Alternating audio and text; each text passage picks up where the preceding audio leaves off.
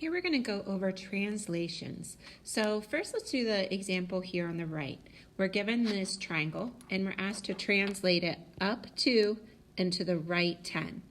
And so what we're going to do is we're going to take each of the points and we are going to move them individually. So if I look at point C, for example, I'm going to go up 2 to the right 10. And when I do, I end up right here. So this is my new C. I'm going to call it C prime. Now let's do the same for point B. So up 2 to the right 10 ends up right here. So this is my B prime. And then lastly, A.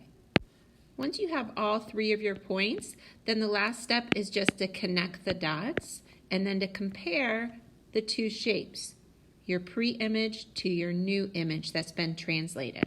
With translations, they should be the same size, the same shape, just slid to a different spot. And these look good. Now, the one here on the left, this isn't giving us any sort of graph paper. It's just giving us a figure, and it's giving us a translation vector. It wants us to move each of the points that distance in that direction. So I'm going to attempt to draw an arrow that is this size in this direction coming out of the original point A, B, C, and D. I definitely prefer to do this on graph paper. I know this isn't going to be exact, but I try my best. So this is my A prime, my B prime, my C prime, and my D prime. So let's connect these dots, cross our fingers. It should look, again, like the same shape.